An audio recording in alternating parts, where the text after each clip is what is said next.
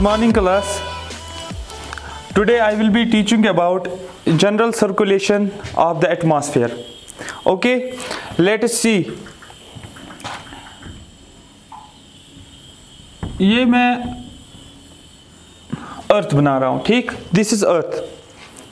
कुछ important lines हैं जो आपको याद रखना है। इसमें अर्थ के जो लाइंस होती है, एक लाइन सेंटर से पास होती है जो हॉरिजॉन्टल लाइन होती है, इसको हम नाम देते हैं, ये इक्वेटर होता है।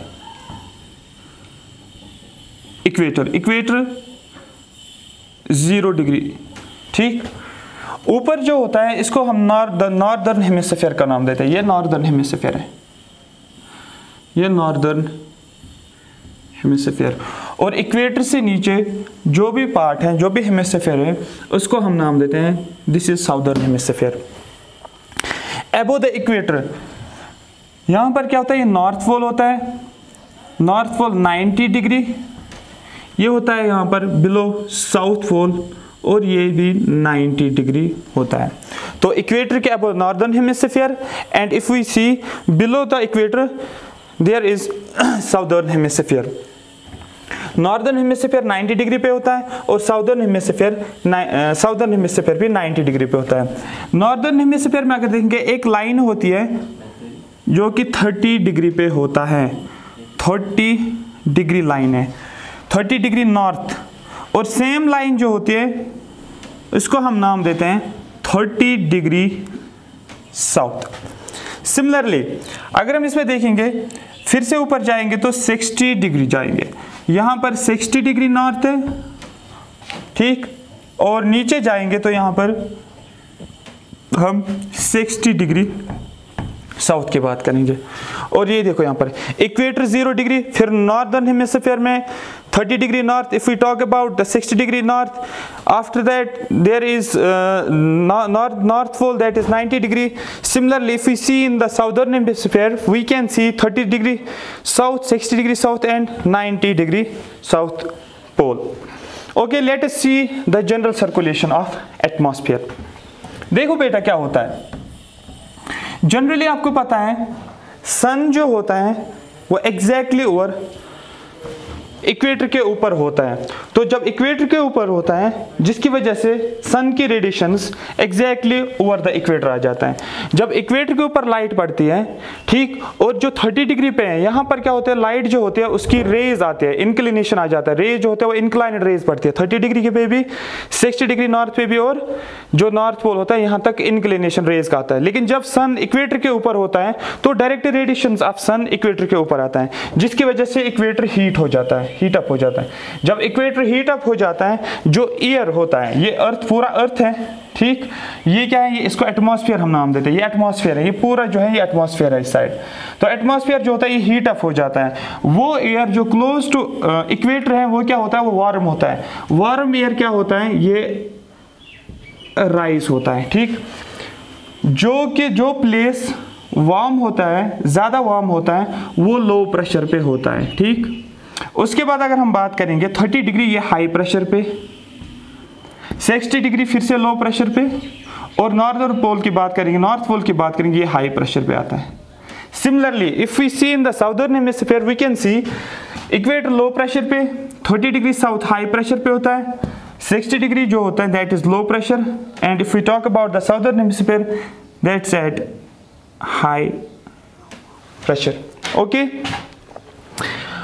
तो यहां पर ज्यादा हीट होती है, सन रेडिएशन डायरेक्ट इक्वेटर पे होता है। इक्वेटर जो होता है ये हीट अप हो जाता है। Air close to the equator वो लाइट हो, वार्म हो जाता है। वार्म एयर ऑलवेज राइजेस, तो वार्म एयर राइज हो जाता है। तो यहाँ पर ये अर्थ का सरफेस है इक्वेटर के ऊपर, तो ये क्या होता है, वार्म एयर जो होता है ये राइज होता है, ये वार्म एयर राइज होता है, राइट। जब राइज होता है एटमॉस्फेयर पे, ऐसे ये अर्थ है, ऊपर एयर राइज हो जाता है। जब एयर राइज हो जाता है ये क्या हो जाता है, ये कूल हो जाता है। अपना हीट जो है ये लूज हो जाता है, क्योंकि ये अर्थ के सरफेस से दूर होकर आ रहा है, ऊपर जा रहा है, तो ये एडियाबैटिकली कूल हो जाता है। एडियाबैटिकली कूल होने के बाद क्या हो जाता है, ये ऐसे एक्सपेंड होता है, और यहाँ से भी एक्सपेंड हो जाएगा। जब एक्सपेंड हो जाता है, यहाँ पर देखो, यहाँ पर अगर लो प्रेशर है, यहाँ पर क्या है, ये हाई प्रेशर बन जाएगा। जब यहाँ पर हाई प्रेशर है, यहाँ पर हाई प्रेशर है, यहाँ पर क्या बन जाएगा, लो प्रेशर, तो ये ऐसे आ जाएगा, ये ऐसे सिंक हो जाता है, एक्सपेंड होकर सिंक हो जाता है, एक्सपेंड होकर सिंक हो जाता है।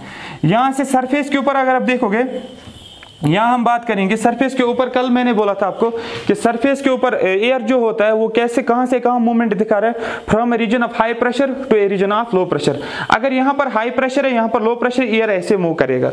तो यहाँ पर देखो, यहाँ पर हाई प्रेशर है, यहाँ पर लो प्रेशर है, तो एयर कैसे मूव करेगा, ऐसे। तो ये कंप्लीट सर्कुलेशन होती है। यहाँ पर हाई प्रेशर है, यहाँ पर लो प्रेशर है, तो ये कैसे आ जाएगा, ये ऐसे आ जाएगा। ठीक, एक सेल जनरेट होती है यहाँ पर।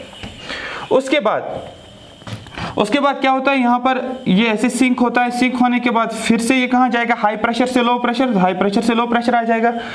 ठीक है, जब यहाँ पर लो प्रेशर है तो यहाँ पर भी जो है ये कन्वर्ज हो जाएगा। कन्वर्ज होने के बाद क्या हो जाएगा, जहाँ पर लो प्रेशर होता है वहाँ पर एयर क्या होता है, वो कन्वर्ज होता है, कन्वर्ज और राइज होता है। तो ये एयर क्या हो जाएगा, ये फिर से राइज हो जाएगा। और जब इस साइकिल को कंप्लीट करते ही ऐसे बन जाएगा। ठीक, यहाँ पर हाई प्रेशर है, एयर जो होता है वो कहाँ से जाता है, हाई प्रेशर से लो प्रेशर की तरफ। ठीक, तो ये ऐसे एक्सपेंड हो जाएगा, ऐसे एक्सपेंड हो जाता है। जब ये ऐसे एक्सपेंड हो जाता है, ये कहाँ पर आ जाता है, ये सिंक यहाँ पर हो जाएगा, ये यहाँ पर सिंक हो जाएगा। ठीक, यहाँ पर देखो, इसको छोड़ो अब, इस वाले पोर्शन को। ठीक, क्योंकि एग्जैक्टली जैसे यहाँ पर ये 3 सेल्स बनेगी इस साइड से, साउदर्न हेमिस्फीयर एग्जैक्टली वैसे ही होता है। तो सबसे पहले देखो, ये इक्वेटर है, इक्वेटर के ऊपर सन रेडिएशन डायरेक्ट होती है, तो ये इक्वेटर हीट अप हो जाता है, एयर वार्म हो जाता है। वार्म एयर ऑलवेज क्या होता है, वो राइज होता है। तो एयर यहाँ से राइज होना शुरू हो गया, एयर यहाँ से राइज होना शुरू हो गया। ठीक, ऊपर जाकर ये कूल हो जाता है, कूल होने के बाद ये एक्सपेंड हो जाता है, एक्सपेंड होने के बाद क्या होता है, ये सिंक हो जाता है। तो ये सरफेस के ऊपर आ जाता है। लेकिन सरफेस पे विंड कैसे मूव करते हैं, from region of high pressure to low pressure, इस तरीके से। जब यहाँ पर ये हाई प्रेशर रीजन होता है, हाई प्रेशर रीजन हमेशा क्या होता है, वहां पर एयर एक तो सिंक होता है और क्या होता है, एयर डाइवर्ज होता है। पहले एयर डाइवर्ज हो जाता है और एयर सिंक होता है। यहाँ पर देखो, एयर जो होता है ये सिंक होता है और यहाँ से एयर डाइवर्ज हो जाता है। उसके बाद यहाँ पर लो प्रेशर की बात करेंगे। जब यहाँ पर लो प्रेशर है तो क्या हो जाएगा, लो प्रेशर पे जहां पर होता है एयर हॉरिजॉन्टली कैसे मूव करता है, from region of high pressure to a region of low pressure, from region of high pressure to a region of low pressure. जब लो प्रेशर पे आ जाता है तो यहाँ पर क्या हो जाता है, ये तो कन्वर्ज हो जाता है और क्या हो जाता है, ये राइज हो जाता है। ठीक है, तो इसको मैं बोलूंगा यहाँ पर ये राइज होता है और डाइवर्ज।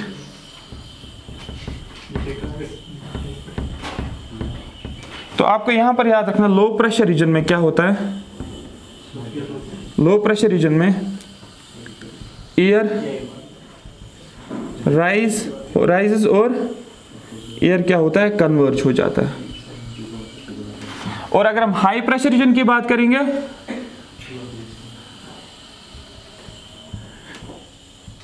एयर सिंक होता है या सबसाइड जिसको बोलते हैं आप,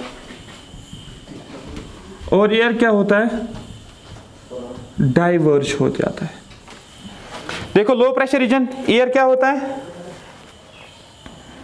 लो प्रेशर रीजन में एयर क्या होता है, ये कन्वर्ज हो जाता है और एयर राइज हो जाता है। ये हाई प्रेशर रीजन है, हाई प्रेशर रीजन में क्या होता है, एयर जो होता है ये क्या होता है, ये डाइवर्ज हो जाता है और सिंक हो जाता है। फिर से लो प्रेशर रीजन है, लो प्रेशर रीजन में क्या होता है, एयर कन्वर्ज हो जाता है और राइज हो जाता है। हाई प्रेशर रीजन है, हाई प्रेशर रीजन में क्या होता है, एयर सिंक हो जाता है और डाइवर्ज हो जाता है। तो ये जो है इसको बोलते हैं हम जनरल सर्कुलेशन ऑफ एटमॉस्फेयर, और ये एटमॉस्फेयर है यहाँ पर। और जनरली इस जो लाइन को मैं ऐसे खींचूंगा, ये क्या बन जाएगा हमारा, ये ट्रोपोस्फेयर होता है, टी और ट्रोपोस्फेयर की। ये तो नॉर्दर्न हेमिस्फीयर में होता है। एग्जैक्टली सेम जो होता है वही साउदर्न हेमिस्फीयर। यहाँ पर भी एक सेल बनेगी, यहाँ पर भी एक सेल बनेगी, यहाँ पर भी एक सेल। जो सेल इक्वेटर 0 डिग्री से लेकर 30 डिग्री नॉर्थ जो होती है, या 0 डिग्री से लेकर 30 डिग्री साउथ होता है, इसको हम नाम देते हैं हेडली सेल। इसको हम नाम देते हैं हेडली सेल। और दूसरी बात, उसके बाद 30 डिग्री नॉर्थ से लेकर 30 डिग्री साउथ, ये 30 डिग्री नॉर्थ से लेकर 30 डिग्री नॉर्थ से लेकर 60 डिग्री नॉर्थ तक, ये दूसरी सेल जो होते हैं इसको हम फेरल सेल बोलते हैं, फेरल सेल। नेक्स्ट सेल जो हमारे पास है दैट इज 60 डिग्री नॉर्थ से लेकर 90 degree that is north pole तक, इसको हम नाम देते हैं पोलर सेल। पोलर सेल इसलिए इसको नाम देते हैं क्योंकि ये पोलर रीजन में है। अगर आप देखोगे ये जो है इसको ट्रॉपिकल रीजन बोलते हैं, ये सब ट्रॉपिकल रीजन होता है, या टेम्परेट रीजन ट्रॉपिकल रीजन होता है, ये सब ट्रॉपिकल रीजन होता है, और ये पोलर रीजन होता है। तो इसलिए इस सेल को नाम देते हैं हम पोलर सेल। हेडली सेल होती है बिटवीन इक्वेटर से लेकर 30 डिग्री नॉर्थ। फेरल सेल होता है 30 डिग्री नॉर्थ से लेकर 60 डिग्री नॉर्थ। सेम यहाँ पर भी होता है 30 डिग्री साउथ से लेकर 60 डिग्री साउथ। और उसके बाद फेरल सेल पोलर सेल जो होता है दैट इज 60 डिग्री नॉर्थ से लेकर 60 डिग्री नॉर्थ से लेकर 90 डिग्री नॉर्थ पोल तक क्या होती है, ये पोलर सेल्स होती है। अब यहाँ पर देखो एक और कॉन्सेप्ट देखो, आपको ये पता होगा as you all know that air जो होता है वो मूव करता है, moves from high pressure region to low pressure region, ठीक। और दूसरी बात कोरियोलिस फोर्स भी आपको पता है। कोरियोलिस फोर्स क्या होता है, कोरियोलिस फोर्स क्या होता है, कोरियोलिस फोर्स एक ऐसा फोर्स होता है जो किसकी वजह से डेवलप होता है, बिकॉज ऑफ अर्थ्स रोटेशन। इस कोरियोलिस फोर्स से क्या होता है, जो विंड की वेलोसिटी होती है उस पर इफेक्ट पड़ता है। तो कोरियोलिस फोर्स जो है ये क्या करता है, सपोज अगर विंड को ऐसे जाना है स्ट्रेट ए से बी तक विंड को जाना है, ठीक है, from region of high pressure to region of low pressure. Northern hemisphere में क्या करता है, ये विंड को डाइवर्ट करता है, ये फोर्स क्या करता है, ये विंड को डिविएट करता है, डाइवर्ट करता है किस, राइटवर्ड डायरेक्शन में, डिफ्लेक्ट करता है विंड को राइटवर्ड डायरेक्शन में। तो नॉर्दर्न हेमिस्फीयर में कोरियोलिस फोर्स किस डायरेक्शन में होता है, राइट डायरेक्शन में। कोरियोलिस फोर्स विंड को डिफ्लेक्ट करता है राइट डायरेक्शन में, ठीक है। लेकिन अगर हम साउदर्न हेमिस्फीयर की बात करेंगे, ठीक, साउदर्न हेमिस्फीयर ये ए है, यहाँ पर ये बी है। अगर विंड को ऐसे जाना है फ्रॉम ए टू बी, लेकिन इसका लेफ्ट कौन सा रीजन बन रहा है, लेफ्ट वाला, ये डिफ्लेक्ट करता है। तो साउदर्न हेमिस्फीयर में कोरियोलिस फोर्स जो होता है वो होता है, ये विंड को डिफ्लेक्ट करता है इन लेफ्ट डायरेक्शन में। ये मैंने कल एक्सप्लेन किया था। अब इस बेसिस पे हम इसको देखेंगे। यहाँ पर अगर हम नॉर्दर्न हेमिस्फीयर की बात करेंगे, between equator and 30 degree north, air क्या हम मूव करता है, क्योंकि ये सरफेस ऑफ अर्थ है ना, अर्थ के सरफेस के ऊपर एयर मूव करता है, from a region of high pressure to a region of low pressure. कहां से कहां तक, from region of high pressure to a region of low pressure, ऐसे आना है इसको। लेकिन ये कौन सा हेमिस्फीयर है, ये नॉर्दर्न हेमिस्फीयर है। कोरियोलिस फोर्स किस डायरेक्शन में लगता है, राइटवर्ड डायरेक्शन में। लेकिन ये इसको ऐसे स्ट्रेट नहीं आने देता, ये क्या करता है इसको, ये इसको ऐसे राइटवर्ड की डायरेक्शन में डिफ्लेक्ट करता है, राइटवर्ड डायरेक्शन में डिफ्लेक्ट करता है। बात समझ में आ रही है। उसके बाद अगर आप देखेंगे यहां पर फिर से, अब साउदर्न हेमिस्फीयर में जाओ, एयर मूव करता है from region of high pressure to region of low pressure. High pressure से लो प्रेशर, तो हाई प्रेशर से लो प्रेशर मतलब इस डायरेक्शन में विंड जाएगा। लेकिन कोरियोलिस फोर्स क्या करता है, विंड को लेफ्ट वर्ड डायरेक्शन में डिफ्लेक्ट करता है। तो लेफ्ट वर्ड कौन से, इस एरो का लेफ्ट क्या बनेगा, ये वाला लेफ्ट बनेगा। तो ये इसको डिफ्लेक्ट करता है ऐसे,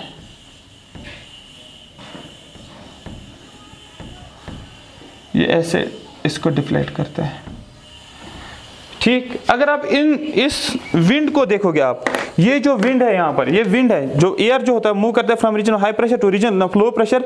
ये देखो, अगर आप देखोगे ये ईस्ट से वेस्ट की तरफ जैसे आ रहा है, ये ऐसा लग रहा है कि वेस्ट के, ईस्ट से आता है और वेस्ट की तरफ जाता है। और कल मैंने बोला था जब विंड जो होती है ईस्ट से वेस्ट की तरफ आ जाएगा, हम विंड को उस डायरेक्शन का ही नाम देते हैं जिस डायरेक्शन से विंड आती है। अगर विंड ईस्ट से वेस्ट की तरफ आएगा, हम इसको नाम देते हैं ईस्टर्लीज। देखो ये विंड ऐसे आ रही है तो ऐसा लग रहा है कि ये ईस्ट से आ रही है, ठीक है। तो ये विंड्स ईस्ट से आ रही है और वेस्ट की तरफ जा रही है, तो इन विंड्स को हम नाम देते हैं हम ईस्टर्लीज। तो ईस्टर्लीज यहां पर मैं लिखूंगा, इस रीजन को हम ईस्टर्लीज का नाम देते हैं, यहां से यहां तक ये ईस्टर्लीज है, ठीक। विंड्स कहां से आती है, ईस्ट से वेस्ट की तरफ विंड जो होती है वो मूव करती है, ठीक।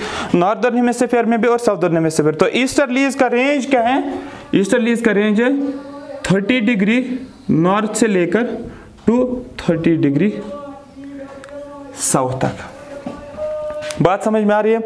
उसके बाद अब देखो 30 डिग्री नॉर्थ से लेकर जा रहे हैं हम 60 डिग्री नॉर्थ तक। Air always moves from a region of high pressure to a region of low pressure. Region of high pressure देखो यहाँ पर, रीजन ऑफ हाई प्रेशर से जाएगा रीजन ऑफ लो प्रेशर, तो एयर कहाँ जाएगा, ऐसे स्ट्रेट जाना चाहिए, ठीक। लेकिन कोरियोलिस फोर्स इसको क्या करता है, नॉर्दर्न हेमिस्फीयर में इसको डिफ्लेक्ट करता है राइटवर्ड डायरेक्शन में। राइटवर्ड डायरेक्शन कौन सा बन रहा है, ये वाला डायरेक्शन बनेगा, तो ये इसको ऐसे डिफ्लेक्ट करता है, राइटवर्ड डायरेक्शन में इसको डिफ्लेक्ट करता है, ठीक। ये इसको राइटवर्ड डायरेक्शन डिफ्लेक्ट करेगा ऐसे, राइटवर्ड डायरेक्शन में डिफ्लेक्ट करता है। सिमिलरली अगर आप यहां पर देखोगे 30 डिग्री से ले 30 degree south to 60 degree south, आप देखोगे विंड कहां से मूव करते हैं, from a region of high pressure to a region of low pressure, from a region of high pressure to a region of low pressure, तो इस direction में आएगा। लेकिन विंड क्या करता है, कोरियोलिस फोर्स इसको क्या करता है, वो इसको डिफ्लेक्ट करता है किस डायरेक्शन में, लेफ्ट डायरेक्शन। तो इसका लेफ्ट क्या बनेगा, ये वाला डायरेक्शन बनेगा ऐसे।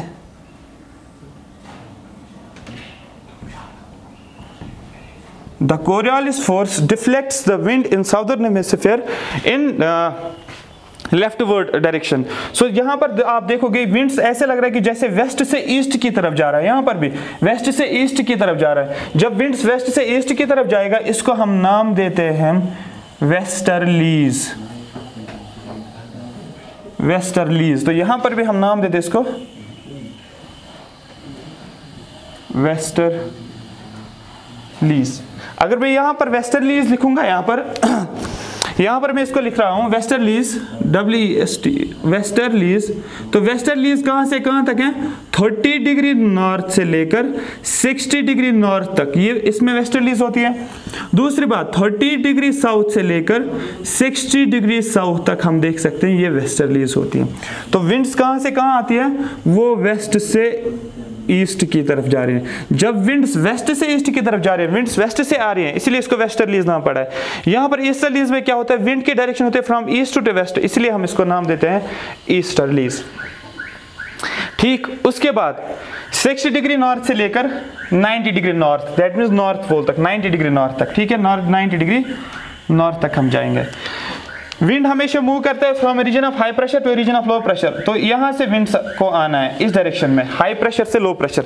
लेकिन नॉर्दर्न हेमिस्फीयर में क्या होता है, कोरियोलिस फोर्स इसको क्या करता है, ये राइटवर्ड इसको डिफ्लेक्ट करता है। राइटवर्ड डिफ्लेक्ट जब करेगा तो इस डायरेक्शन में होगा, इस डायरेक्शन के हिसाब से ऐसे करेगा, ठीक, ये ऐसे आ जाएगा,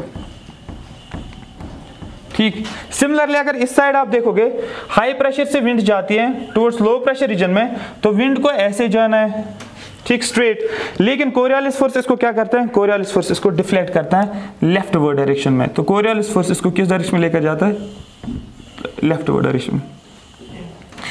अगर आप देखोगे इसको, ये ऐसा लग रहा है कि ईस्ट से विंड्स आ रही हैं और वेस्ट की तरफ जा रही है, यहाँ पर भी ईस्ट से विंड्स आ रही है और वेस्ट की तरफ जा रही हैं, तो इन विंड्स को हम क्या नाम देते हैं, ईस्टर्लीज।